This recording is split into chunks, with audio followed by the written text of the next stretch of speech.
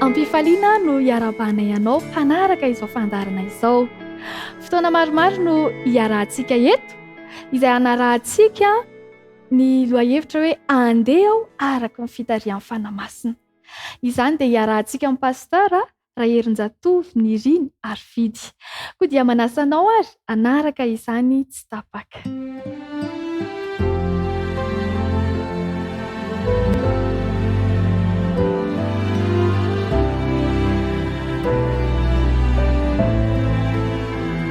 Andeha ary araka ivavaka isika. Rainay izay any an-danitra, misaotra anao izay ny amin'ny fitiavanao anay, ny amin'ny fikarakaranao anay, mbola manana tombontsoa izay afaka mihaino ny teninao androany. Mitenena ary aminay tsirairay avy, ary mitenena amin'ny alalan'ny mpanomponao mba ho fantsona hikoriana ny teninao ary ho voarainay ny hafatra izay tianao ambara aminay androany. Dia maniry ny fanahinao masina izay amelombelona anay tsirairay avy, satria tonononay sy angatanay amin'ny anaran'i Jesosy Kristy mivavaka. Amen.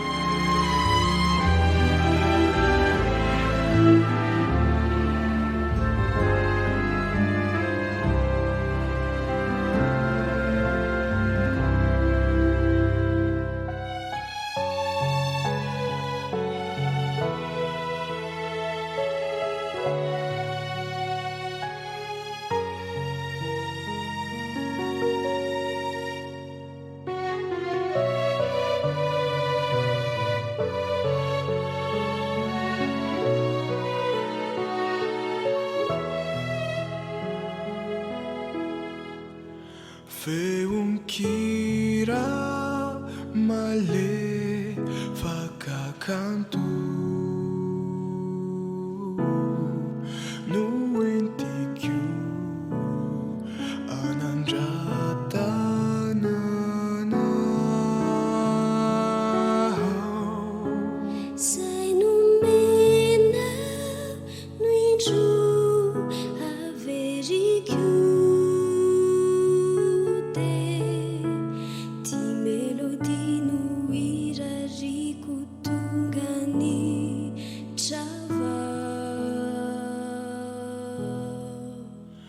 Zato hirako anao iderananao fatsary anao lafatrako deraina fonafony anao Zato iraka noi lay tantara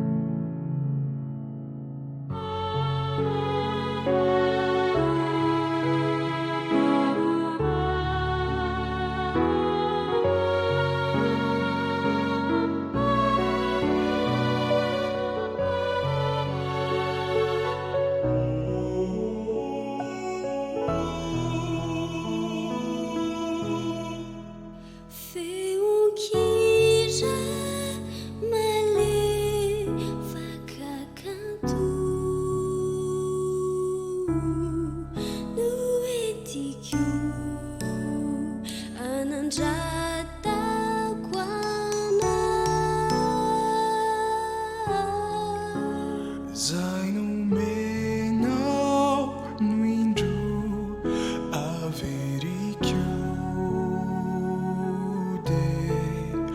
Ty melody no irariko tonga ny Chava Zato irako anao iderananao fatsary anao lafatrako deraina fonafony anao Zato iraka lui lay tantara ito de lay fidera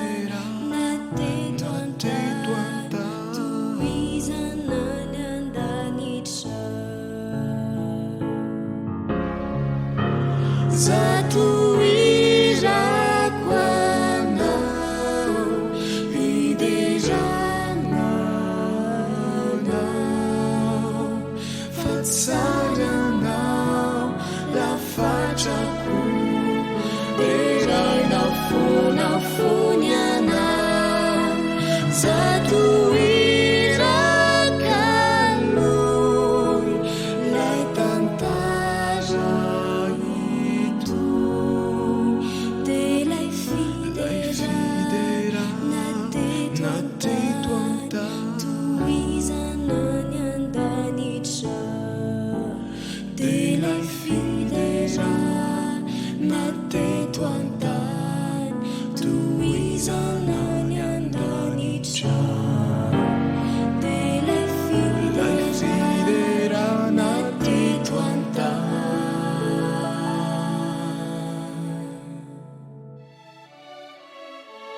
toizana ny andanitra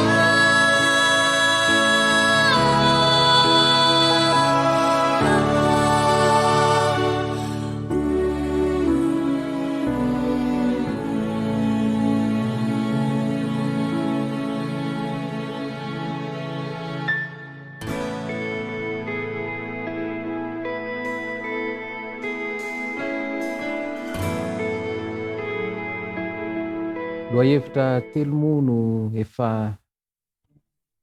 natao izay hofitinina kely amintsika milohan'ny tena iresahana ny loahevitra androany. Ny loahevitra voalohany zany dia mitarika ao amin'ny fanazarana, satria mandritra n'ity 100 andro ity tokoa dia misy fanazarana izay anazarananao hitarika ao amin'ny fifandraisana amin'ny Kristy. Ka ny soratra masina raha miteny hoe zaro amin'izay lalana tokony alehan'ny zaza ka narefantatra tsy ala amin'izany dia izay mihitsy. Io fanazarana io zany raha tafapetraka mandritra ny 100 andro ity dia isy fanavaozana eo amin'ny fomba fivavaka izany. Dia ambara ihany koa zany tamin'ny andro faharoa fa ao amin'ny fisainantsika ao no sanady. Izany hoe miezaka zany ny mpanjaka n'izao famazinana izao ifeha ny fisainantsika amin'ny alalan'ireo zavatra raisintsika avy aty ivelany. Ary izay indrindra hoe sarotra amintsika izany, sarotra aminao ny manapa-kevitra manoloana ny fandritana ataon'ity tontolo ity, ary ireny rehetra reny no miteraka ny olana izany. Dia ireny rehetra reny zany dia mitarika fifanjevona ao an-tsaina izay tsy afantarana ny hoe ny tsara sy ny ratsy, ny mety sy ny tsy mety, ary ny azo atao sy ny tsy azo atao. Miezaka zany ity tontolo ity ifetanteraka ny fisainantsika amin'ireo zavatra rehetra aty raisintsika etya ivelany zany mba ifehezana ny fisainantsika. Noho izany mila ny fifandraisana tena izy, ary izay loahevitra izay mihitsy no resahana amintsika zany androany dia hoe ny fifandraisana tena izy. Izao no voalaza ao amin'ny Romanina 12:21 mba ho saina iray sy vava iray no iarahanareo mankalaza an'Andriamanitra. Mba ho saina iray sy vava iray no iarahanareo mankalaza an'Andriamanitra. Mitarika zany no iteny izay novakina teo ho amin'ny fampiraisana ny zavatra atao. Ahoana tokoa moa zany raha tena hoe zavatra ray no tenenina, zavatra ray no sainsaina, tena zava-dehibe zany ary mampirindra sy mamaha zavatra betsaka zany zao. Ny fanambarany Baiboly dia azo hitarafana ny fifandraisana misy eo amin'ilay ray pahary izao rehetra izao sy ny olombelona. Io fifandraisana io dia miseho amin'ilay taova manana fahamboniana eo amin'ny vatana iray manontolo dia tsy ninona zany fa ny saina.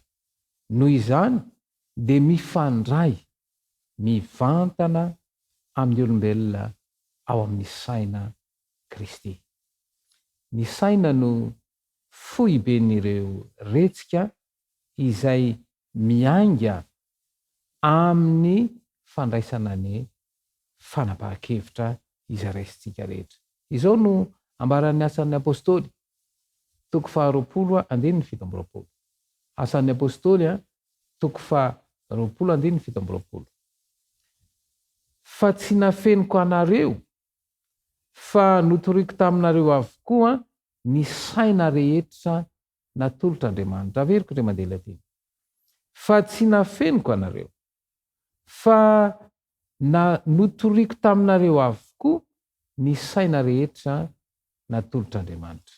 Midika zany io teny io fa mandray sosikevitra avy amin'ny Kristy ao amin'ny saina isika izay azavain'ny fanamasina, ka ny fanambarana fa isika no tempolon'ny fanamasina dia manome toky fa afaka miasa mivantana ao amin'ny saina i Kristy.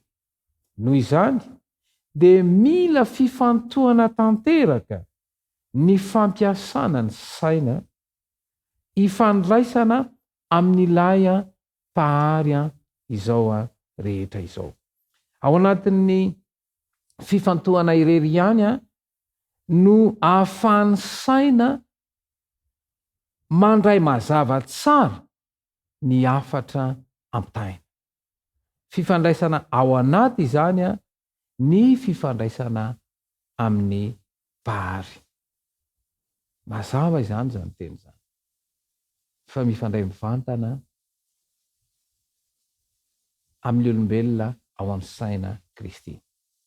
Amin'ny alalan'ny fisaintsainana lalina dia iamazava tsara ao an-tsaina ny afatra voaray avy amin'ny tontolo manodidina anao. Rehefa misaintsaina ianao dia manolotsaina anao ny fanamasina ary hoainao amin'izay ny manavaka ny tsara sy ny ratsy. Io zany dia teneniny amin'ny teny vahiny manao hoe esprit lucide. Zao no fanambarany Salamo. Salamo 2:3-9. Salamo 2:3-9. Anome sainanao sy ampianatra anao izay lalaka lehanao ao. Hitsinjo anao ny masoko ka anolo-tsainanao aho. Averiko re mandela teny. Anome sainanao sy ampianatra anao izay lalaka lehanao aho. Hitsinjo anao ny masoko ka anolo-tsainanao. Izay no fanambaran'ny Salamo 2:3-9. Ary mbola manamafy an'izany teny zany ny Jaona 5:12. Jaona 5:12 dia zao ny fanambarana.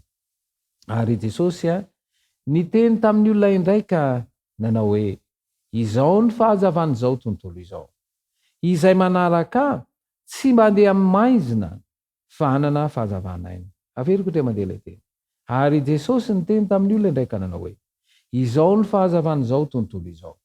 Izay manaraka tsy mandeha amin'ny maizina fa hanana fahazavana aina. Hoy koa ny fanambarany Ellen G. White manao hoe mife ny vatana iray manontolo ny saina.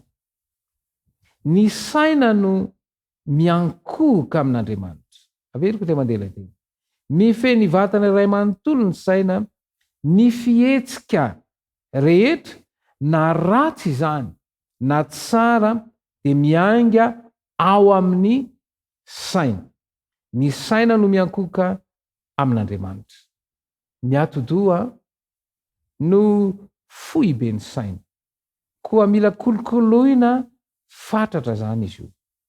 Zavatra telo no tena ilaina, dia ny rivotra madio dia tsy ny zany fa ny oxygène, ny siramamy dia tsy inona zany siramamy zany fa avy amin'ny sakafo hoanina fa tsy ilay vidiana eny atsena ireny na eny am-pivarotra fa any anatin'ireny voamadinika ireny na ny serealy izany. Ka rehefa mihinana an'ireny voamadinika ireny dia tehiriziny ny vatana ao amin'ny aty ilay siramamy ilaina na ny glukôzy io zany dia rehefa mila ny vatana ny retsika izany dia ao izy ny maka azy. Ary ny fahatelo dia zao ny fialan-tsasatra. Ka eto zany tsy ilay fialan-tsasatra ara-batana fotsiny fa indrindraindrindra ny fialan-tsasatra ara-tsaina. Ahoana moa ity hoe miala sasatra ara-tsaina ity? Ny vanim-potoana misy atsika dia feno olana ny fisainana. Ary ny atao hoe miala sasatra zany dia miezaka manadino an'ireny olana ireny. Ahoana no ahafana manatanteraka an'izay? Dia tsy misy afa-tsy ny fampifantohana ny fisainanao ao amin'ilay vary. Zava-dehibe izay taridalina izay. Tonga eo amin'ny fotoana izay isaintsainana lala. Ary ity 100 andro ity zany dia misy fotoana izay anatanterahana an'io fisaintsainana io. Ka aorianan'ny feokira izay alefa dia hiditra ao anatin'izay fisaintsainana izay ianao amin'ny alalan'ny fanontaniana izay apetraka. Andeha hiditra amin'izay fisaintsainana izay isika hoe tsapanao ary ve fa mifandray mivantana aminao ao amin'ny saina Kristy. Mila mazava tsara, mila azo tsara satria ny zavatra mazava tsara ao an-tsaina zany dia amin'izay fotoana izay nafana manapa-kevitra. Ny fanontaniana faharoa dia izao: inona no fiantraikan'ny sakafo sy ny fomba fiainanao eo amin'ny ati-doha? Tena misy fiantraikany ny sakafo izay hoanintsika. Satria araka ny hitantsika teo dia hoe ay zany ny siramamy izay hoanina dia misy fiantraikany eo amin'ny ati-doha. Dia rehefa eritreretinao lalina izay, rehefa saintsainao lalina izay, dia misy fanapa-kevitra mila raisina. Ary izay mahatonga ilay fanontaniana hoe inona ary no tokony ho atao? Mandritra ny 100 andro ity zany dia hitarika anao ny taridalana mba ho amin'ny fahaizana manapa-kevitra. Ka ny tena zava-dehibe dia ilay fifantohana io. Ary io fifantohana io dia hanazatra anao ho amin'izay fifantohana izay.